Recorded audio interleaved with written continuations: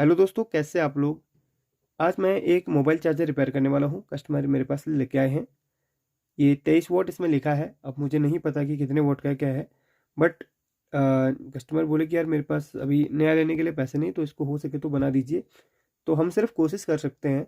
अगर कोई चीज़ इसमें ऐसी हो जो रिपेयर हो सकती है, या जो इसके अंदर है कमी जो हमारे पकड़ में आ जाए और जो चीज़ अवेलेबल हो, तो हम रिपेयर कर देते। बट कुछ चीज़ें ऐसी होती जो हमारे हाथ में नहीं है, जैसे इसकी आईसीज वगैरह हैं। बहुत सारी ऐसी चीज़ें होती जो हमारे पास अवेलेबल नहीं होती और ना ही मार्केट में मिलती हैं, तो वो चीज़ रिपेयर नहीं हो सकती है।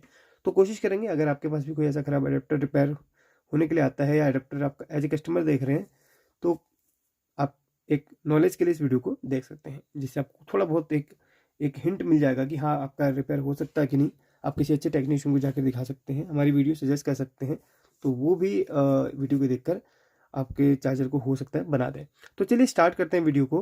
तो कंपनी मैटर नहीं करती, सभी के अंदर सर्किट सेम होता है। कुछ जो हमारे ज़्यादा वोट के होते हैं उनमें उनकी जो फंक्शन है वो अलग होता है। अब ये लोकल जो मार्केट में मिलते हैं, ये एक नॉर्मली एसएमपीएस बेस्ड ही होते हैं। तो ये इस तरीके से ओपन हो जाता है। हालांकि ये पहले कभी शायद कस्टमर के हाथ से गिरा होगा, और इसमें फेविक्विक वगैरह इसमें देख सकते हैं आप, ये लगा के रखा हुआ है। तो इसलिए मैंने ज़्यादा मशक्कत नहीं करी, जो कि ये आपके सामने ईमानदारी से ये खोल दिया। अब ये इसका सर्किट है, ये इसका सर्किट है। और इसकी वर्किंग थोड़ा सा मैं आपको समझा देता हूँ, जैसे मैं हमेशा आपको एक बेसिक समझा देता हूँ हमेशा की तरह। तो यहाँ पर जो पिन आपको दिख रही है, ये पिन इसमें देखिए, ये पावर की इनपुट की पिन है। जैसे इसमें खांचे बने हुए हैं, इसमें फंस जाती है, और यहाँ से पावर इनपुट होता है इन दोनों पिनों से। ये फ्यूज है, बॉक्स टाइप फ्यूज है। और हैवी वोल्टेज प्रोटेक्शन के लिए एक एमओवी यहाँ पर लगा हुआ है, वेरिस्टेज जिसको बोलते हैं, मेटल ऑक्साइड वेरिस्टेज लगा हुआ है। जो क्या होता है कि जब हाई वोल्टेज अचानक से आती है, तो ये शॉर्ट सर्किट होके फ्यूज को उड़ा देता है, जो आपके आधे इतने सर्किट को ये ब्लास्ट होने से बचाता है। तो ये कंपोनेंट भी काफ़ी बार जब हाई वोल्टेज आती है, तो ये मददगार साबित होता है हमारे सर्किट को बचाने में। तो ये तो फटा नहीं है, फ्यूज भी ऐसा कोई फिजिकली डैमेज नहीं लग रहा। बाकी ये पावर सेक्शन हो गया। इससे आगे बढ़ते हैं, तो ये रेक्टिफायर होता है जो एसी को डीसी बनाने का काम करता है। रेक्टिफायर से आगे एक कैपेसिटर लगा हुआ है, जो फिल्टर करने का काम करता है। हिलाया तो यहाँ पर ये देखिए, ये प्रिंट डैमेज हुआ है यहाँ पर। ये तो हो सकता है यही फॉल्ट हो। तो आगे भी बढ़ते हुए रहेंगे। तो यहाँ पर इसके बाद क्या है कि इसके बाद ये आईसी है। एक मान के चलिए कि ये मॉसफेट आईसी होती है। तो इस आईसी को क्या होता है ना यार, इसका आईसी का काम स्विचिंग करना होता है, एक फ्रीक्वेंसी जनरेट करना होता है। जो फ्रीक्वेंसी होती है आपके ट्रांसफार्मर में जाती है। ट्रांसफार्मर क्या करता है, वो हाई वोल्टेज को स्टेप डाउन करता है लो वोल्टेज में, और ये इस आईसी पे जाके वो यहाँ पर भी इस तरीके से काम करती है। हालांकि इसमें सभी ऐसी सेकेंडरी में लगी हुई हैं, तो मे बी ये ज़्यादा वोट का चार्जर हो सकता है। जो लिखा हुआ है हो सकता है 23 वोट का हो, कंपनी झूठ मत लिखेगी नहीं। तो जो अदर चार्जर जो नॉर्मल चार्जर्स होते हैं, उनके सेकेंडरी में आपको कम कंपोनेंट्स मिलते हैं, इसमें आईसीज वगैरह सब। तो ये जो आईसीज हैं क्विक चार्ज में ये सपोर्ट करती हैं। तो ये जो है सेकेंडरी सेक्शन है, ठीक है। इतना इसके सेक्शन को मैंने समझा दिया। इसमें ऑप्टो कपलर भी लगा है इसमें। तो फीडबैक में भी, फीडबैक के लिए भी इसमें सर्किट लगा हुआ है। अब यहाँ पर मेरे ख्याल से ये अडेप्टर या जो चार्जर है वो हाथ से गिरा हुआ हो सकता है। तो कुछ चीज़ें मुझे यहाँ पर देखने के लिए मिली, जैसे कि जब मैं इसको इंस्पेक्शन अभी आपके सामने कर रहा था, तो एक तो मुझे ये देखिए, ये प्रिंट डैमेज मिल रहा है। तो हालांकि प्रिंट कॉर्नर से तो पूरा है, लेकिन कैपेसिटर अपना कनेक्शन इधर पे छोड़ रहा है। तो कैपेसिटर अगर यहाँ पर प्रॉपर नहीं लगा होगा, तो क्या होगा कि ये पावर नहीं बना पाएगा और फिल्टर नहीं करेगा सही तरीके से। फिल्टर ना करने की वजह से वोल्टेज फ्लैक्चुएट होगी, और फ्लैक्चुएट वोल्टेज जब होती है तो आउटपुट में बहुत इसका प्रभाव पड़ता है। तो इसको हम सोल्व करेंगे। साथ में ये देखिए, इस पे भी थोड़ा सा फोकस करेंगे, तो ये पिन भी देखिए हिल रही है, ये पिन भी हिल रही है, जो कि यहाँ पर स्पार्किंग करके पावर को प्रॉपर नहीं बनाएगी। उसके साथ साथ कुछ पॉइंट्स और हैं जो मुझे यहाँ पर डैमेज लग रहे हैं। हो सकता है आपको भी यहाँ पर क्लियर तरीके से दिख गया हो। तो ये देखिए, ये सॉकेट आप देखिए, ये जो यूएसबी है, इसके भी देखिए, ये मैं इस तरीके से हिला रहा हूँ तो इसको देखें, तो वैसे दूर से ही यहाँ पर क्रैक नज़र आ रहा होगा आपको, देखिए। तो जैसे मैं हिला रहा हूँ, तो ये देखिए, इसके सभी पॉइंट्स यहाँ पर डैमेज हुए हैं। ये देखिए, ये देखिए। तो मैं यहाँ पर क्लियर बोलूँ कि ये या तो गिरा हुआ है हाथ से, जोर से गिरा होगा। तो गिरने की वजह से ये सभी कंपोनेंट्स हिल गए, और ये सोल्डरिंग यहाँ पर निकल चुकी है। तो ये सभी को दोबारा से सोल्डर करना है या सोल्डरिंग करना है, उसके बाद इसकी टेस्टिंग फाइनली करनी है।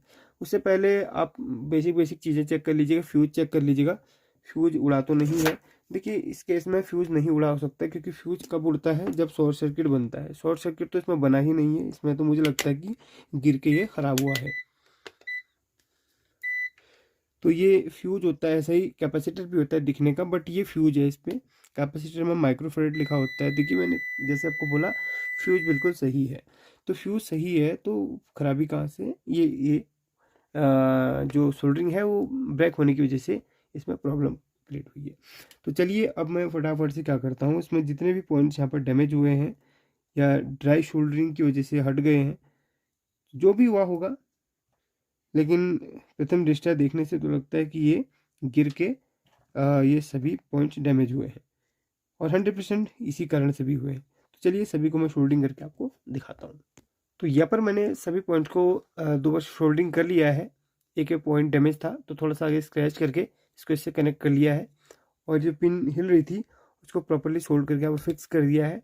और सभी पिनें जो यहाँ पर सोल्डिंग जिनकी हट चुकी थी सभी को मैंने दोबारा से सोल्डर कर दिया है। बीच में थोड़ा सा इसमें जो है ना इस तरीके से स्क्रैच कर लेना, क्योंकि बीच में अगर आपस में पिन कोई टच होंगी तो शॉर्ट सर्किट बनाएगा, या जो क्विक चार्ज है उसमें ये दिक्कत करेगा। DPDM की जो पिन है उनको स्पेशली देख लेना, वो सोल्डरिंग होनी चाहिए। इसमें एक प्लस की है एक माइनस की है, बीच में दोनों DPDM की हैं।